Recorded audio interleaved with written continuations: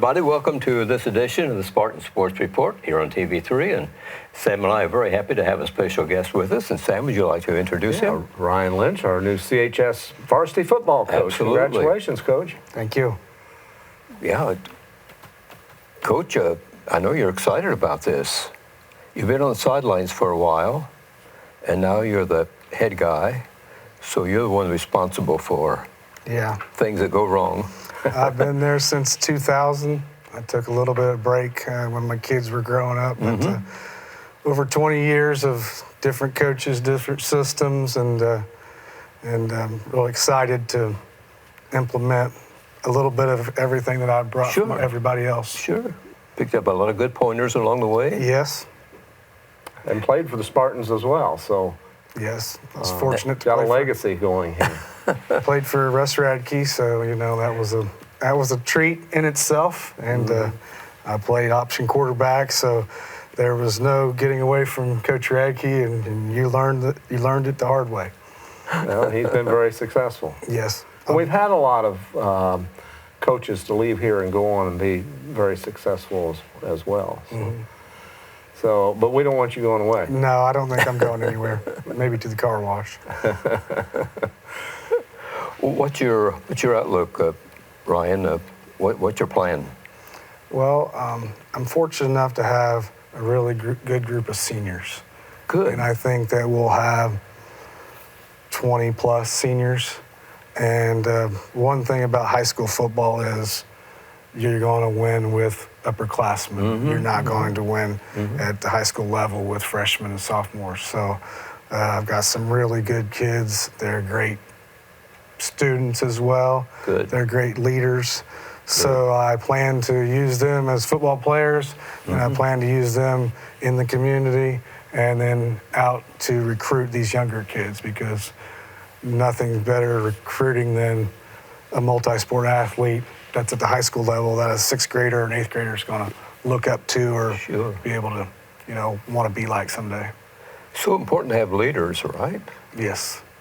They're a good group of kids coming up, you say, and you're counting a lot on them to take care of the younger kids. Right. Yeah, we have a returning quarterback. I guess I'm allowed to talk about him. He's my bonus son. This will be his third year starting, Gavin Pearson. And he's one of the top in his class in academics. He plays baseball, football, and basketball. He's coming back senior year. I think I can announce that. But he's a great leader. He's not a rah-rah, in-the-face type leader. He leads by example. He gets there early. He stays late. He works with the kids. He's a grinder.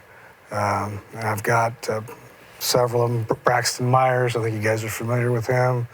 Chance Bentley, he's committed to play baseball Division I at Evansville University. Carter DeBoard, I call him the joystick. You can steal that, Sam, if you want to. All right. I know you've got the Grand Palace on Grand thing going on. Cody Hogger, doing a great job in the weight room, great kid. Gavin Jones. Just too many for me to mention. Those come off the top of my head. Gavin Frank, that's Mayor Frank's son. He's a little grinder.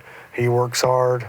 And like I said, these guys are good football players, but they're all going to be great adults. So for me as a new coach, setting the tone for the whole program, and I'm talking first grade to 12th grade, I couldn't start off with a better group of kids. What do you want these kids to do during the summer? Well, I want them to play all sports. Okay.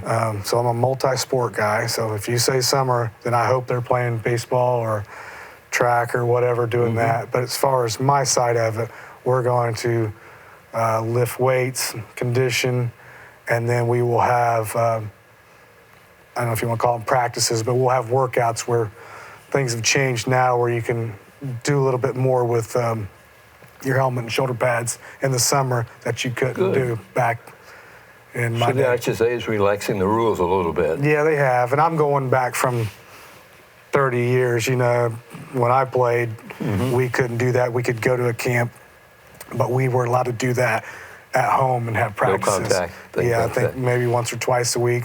And once again, the kids are going to be playing basketball for Coach Brown. Sure. And they're going to be playing baseball for Coach Thompson. So coordinating that so that we're all got time together is what I'm going to look forward to. And I'm actually going to try to meet Coach Brown this week to go over his calendar and try to collaborate with him. And then as we near August, the IHSA relaxes the rules even more, and you can begin playing under game conditions almost? When we don't have two-a-days anymore, which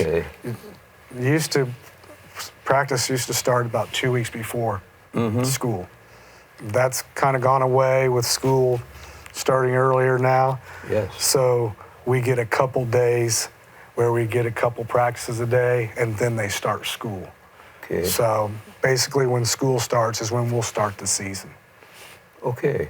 So is this to prevent burnout or what? I think because they give it more through the season that and plus, a lot of schools start, even in Indy, they start before us. They start at the end of July. We're first week of August, second week of August usually. So I think that, and definitely burnout. I mean, anybody who's been through all-day practices in August when it's 90 degrees and all that, I kind of miss that because to me it was like boot camp. It was like how we gelled as a team because we didn't leave. We got there at 7 o'clock in the morning. We had practice. We ate lunch together. We went to special teams. We came back. We did meetings. We practiced again. We gelled there in that time. So you got to really count on your guys working out in the summer now and getting that head start on all your systems that you're putting in and that type of thing. Ryan, I know you're familiar with the schedule that the Spartans play. It's a tough schedule. Definitely. The EIAC is full of football powers in there. Yes. East Central, of course. Lawrenceburg just keeps growing, and they've had some real good kids. This team they had this past year had 3 Division I athletes, 1 kid going to Notre Dame. And then there's really no patsies. You still got Franklin County. They're going to be physical, hard-hitting. They play football. Greensburg's got a kid coming back who's their quarterback who's got a lot of Division I offers. South Dearborn, they play a lot of football. Their coaches.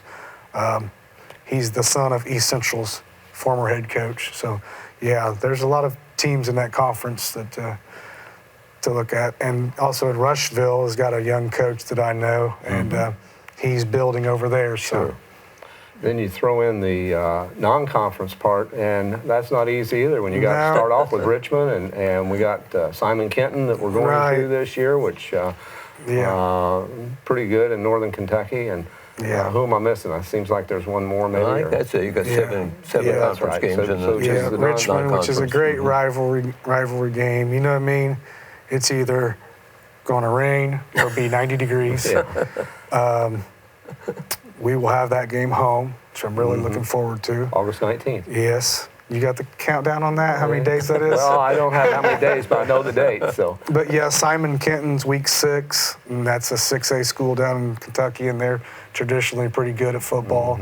They came up here. We have a hard time the way our schedule's set up. In that middle spot there, it's hard to find somebody to play that's close to us because everybody's in their conference schedule at that time. So hopefully, we had Jennings County in that slot, which was a good, happy medium, likable community, to Connorsville. And it was not a very far distance, but they had the same thing going on with their conference where we couldn't make it up. So we play Simon Kenton. And no matter what the sport, there's 2 teams that I love to beat, and they both start with R, and we have them on our schedule. Richmond and Rushville. Okay. Well, I want them all to win, but Sam, you got to get over that. I do. Yes, right. It's been with me. We can help you along the way. Me all my life. Well, all the bordering ones: Franklin County, Rushville, Richmond. Right. For sure. We've had some success with Richmond. They're looking for a new coach. I'm not sure where that search is on all that, but they beat us the regular season. We beat them in the sectional, so it should be a really good game. We're looking for a lot of excitement that night, and we're going to try to fill the stands and start off with a win. It is good at Spartan Field. Seems like that we draw well, that there's always a lot of fans there, especially weather, when we have good weather. But people in Connersville come out for the Spartans. Yeah, well, it's one thing I talked about in the interview process, because I'm a Spartan basketball fan. As much as you, I won't say more than you, but I mean, I can remember as a young kid making my own confetti when we had the regional and pouring it out. I hope the janitor probably hated me. I had a grocery sack and I took a paper punch and made my own. But this town will support us. You know what I mean? They support Connersville basketball. They support Connersville football. It's up to me to put a product out there to keep them coming. It seems like in the fall, when the weather's nice and everybody kind of gets that feel of football's back, they come out. As the season progresses, if we're not playing as well, it kind of wanes from that. But that's, like I said, I put ownership in me. I don't look to kick things to the curb. It's going to be up to us to give a competitive product. Well, and you having played 3 sports for the Spartans, it's part of you. I mean, it's your heritage. Right.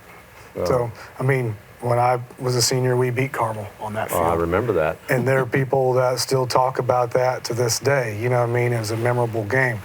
All we need is that win, that, that victory on that field, or a couple of them, or string a few together to get that. Because, I mean, like I said, Spartan Nation, we travel. You know this. We travel. Yes.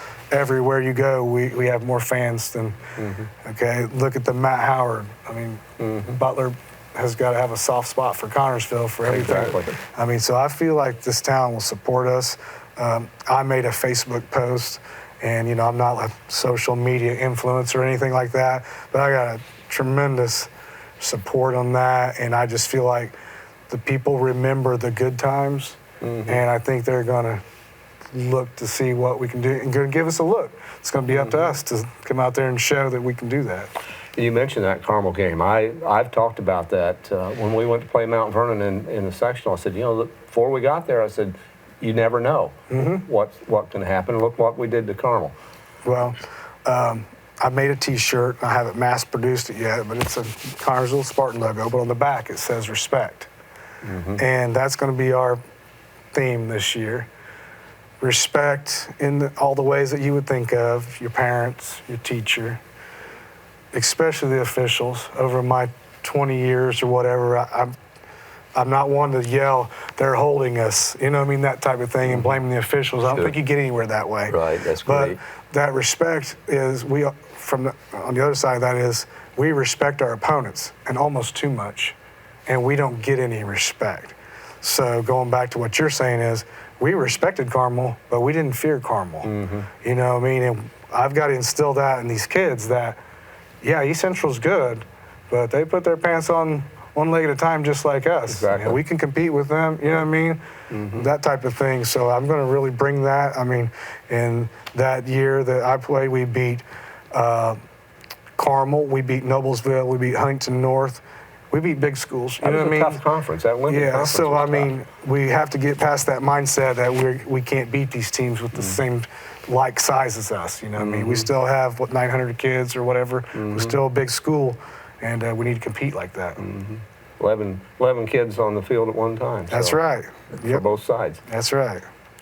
What about facilities at CHS? Are you okay with everything? Yeah, I think we have a great facility there.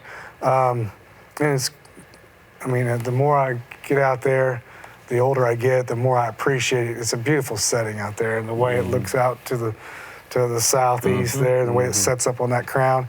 But I know the school is looking to do even more out there, and I don't know all the specifics of it, but I know that down the road they would like to see if we could get turf.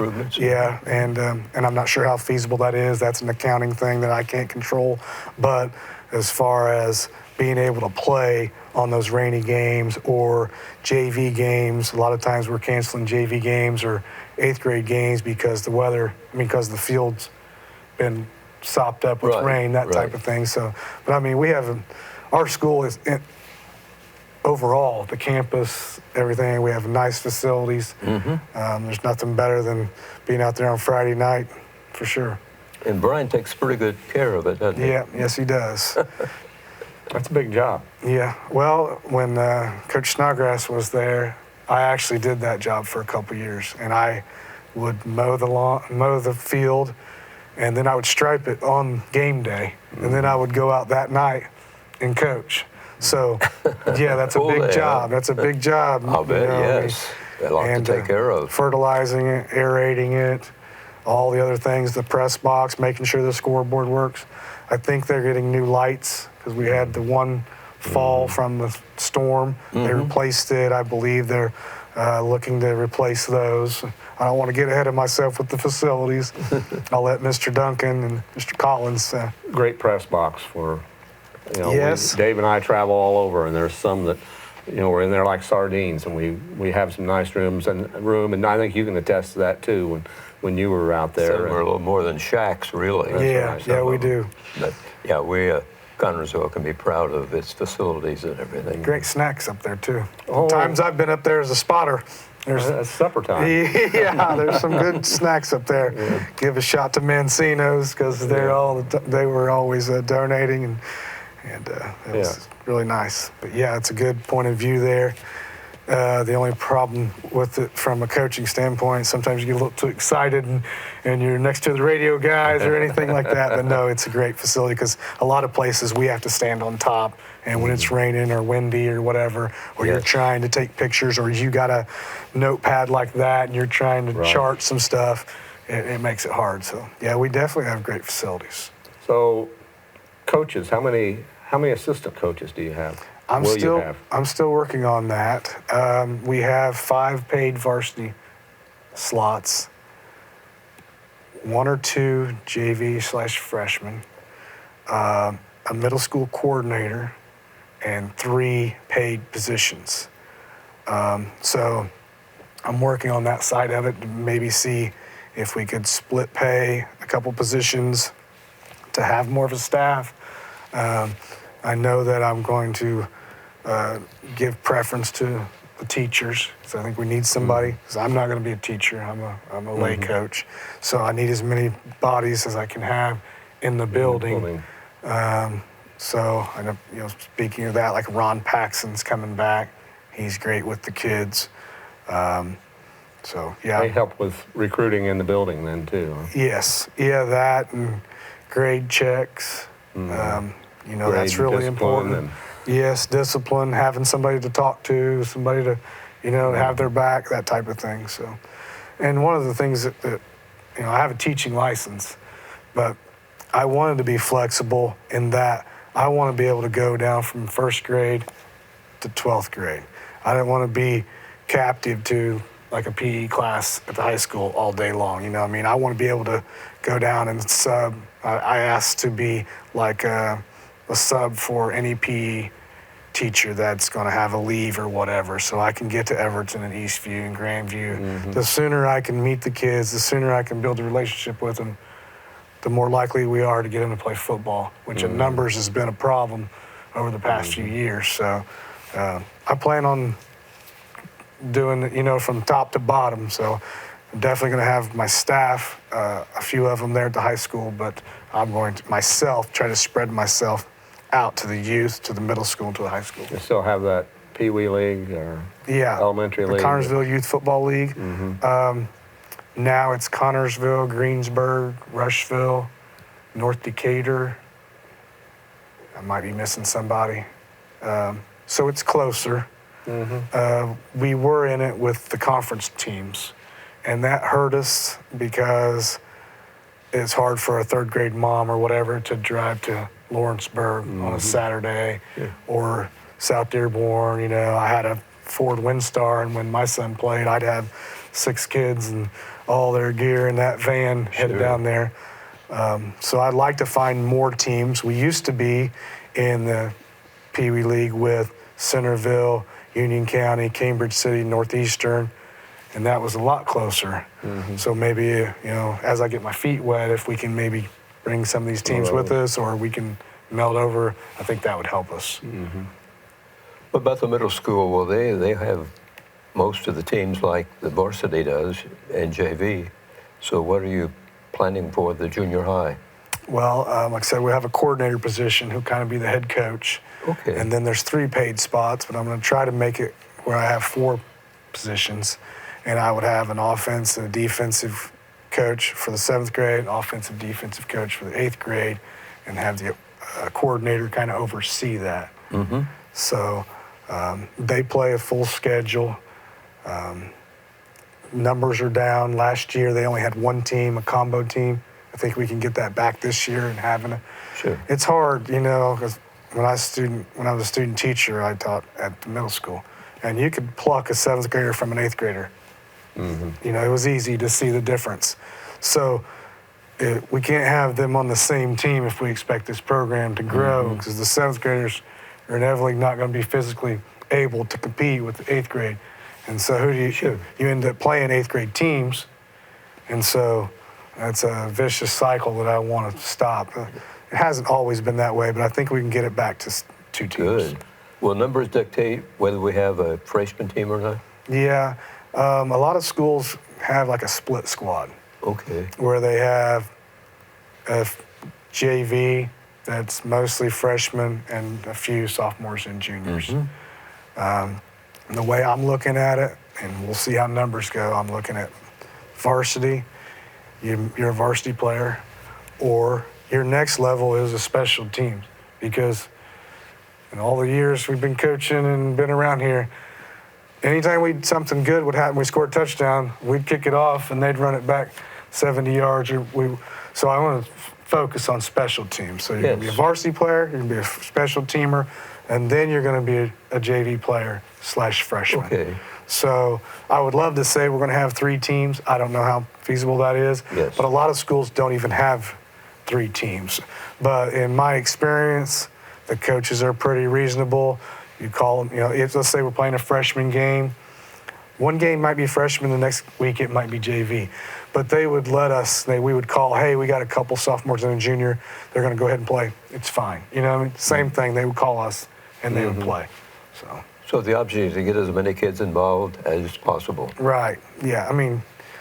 They're kids. They want to play. Sure. We practice hard. Football's not an easy sport. And if you grind through it all week and you stand there on Friday night, you want your spot. You want your spot at the table. And the way ours is set up is we play after the conference starts. We play Friday night, and then whoever we played on Friday night, the JV plays on Monday. Okay. Which is a good thing, because our preparation from Friday night carries over, because a lot of those kids are scout team. They've been running the other team's plays all week, and then they get a chance to play them. So, yeah. It's a good program.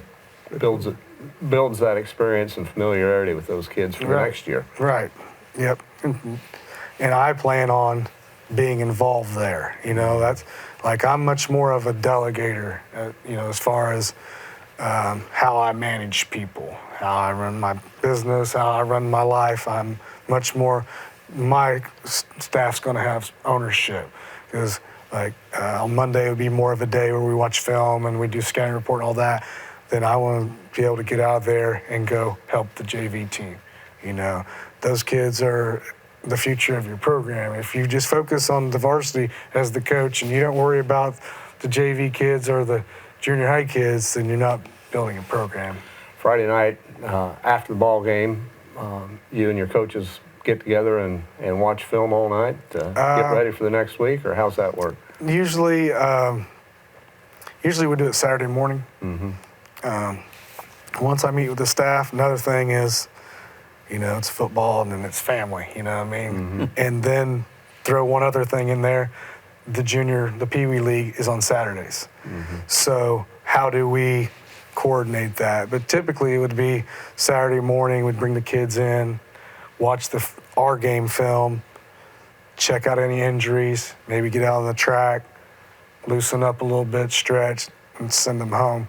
And then the coaches would stay and break down the opponent's film and develop a scouting report so that we'd be prepared for Monday.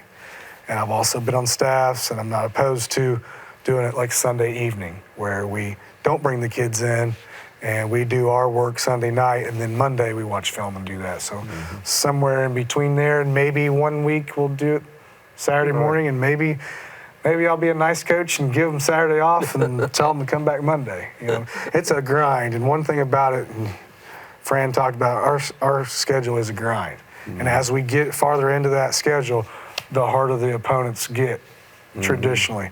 So I want to be able to taper that down for the kids so they're not burnt out. You know, maybe those first couple Saturdays we do come in on Saturday morning.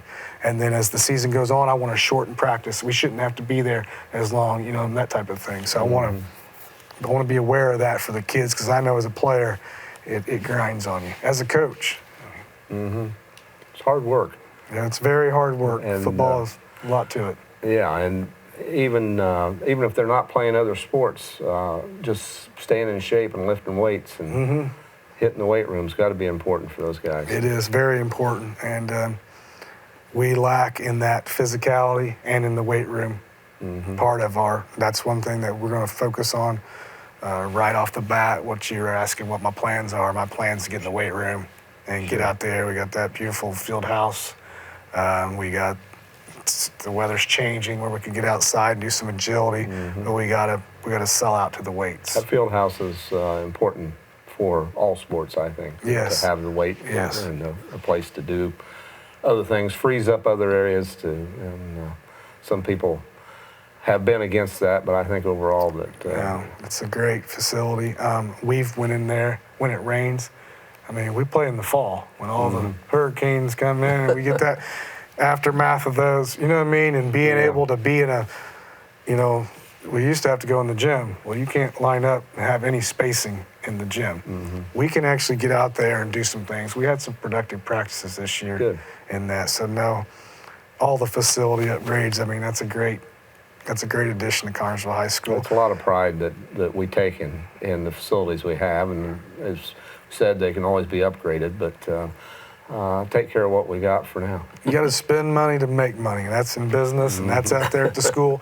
And, you know, I've said this, look at what was it, 1955 they built the bowl? 57? 57, open 58. I mean, but look at the foresight and putting that infrastructure in there and what that's done for this community for the past 60 years. You know what I mean?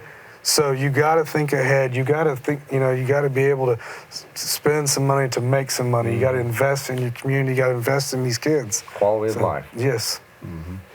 You don't care if we talk about basketball for a minute, do you? Have at it. This weekend is the weekend of the finals in Indianapolis, and in Class A is North Davies, 26-3 against Lafayette Central Catholic, 20-8. In Class 2A, it's Providence, 20-6 against Central Noble, 28-2. In Class 3A, it's Beech Grove, 21-6, and Mishawaka Marion, 24-3. And in Class 4, Cathedral, 25-6. Chesterton, 29-0. Should be quite a finals lineup. Yeah, I wish that in that 3A that Spartans were there. I felt like we had a good chance if we could have gotten through the sectional. And another team of note there, North Davies, is on our schedule for next year. Basketball schedule. Coach Brown said that they were very good, and I guess there's a Rushville connection there. And then Cathedral, the Malachi boy, that's Connersville connection as well. So. That's right. So it should be interesting. Interesting finals. They start at 10:30 in the morning and all day long at Indianapolis. So. And in between, we'll be watching NCAA. We wish all the teams the best of luck. Sam will be watching Purdue. Purdue? Never heard of that. No, I wish those guys a lot of luck. They've come real well along the line, and gosh, who knows? It's open, isn't it? Yeah. Well, it's neat to see the kid from Newcastle, Mason Gillis, out there. I notice he's only a sophomore. Yeah. So that's strange. Seems like he's been there forever. I'll tell a quick story about him. One night we were up there playing them, and after the game he came back out to shoot free throws, and his mom was out there rebounding for him. And I thought, there's a kid that really wants to play, and he is. Yeah. Ryan, many thanks for joining us and bringing us up to date on Spartan football, and we can't wait till Friday Night Lights rolls around. All right, me neither. Thank you very much. Thanks, everybody, for watching this edition of the Spartan Sports Report. Good night.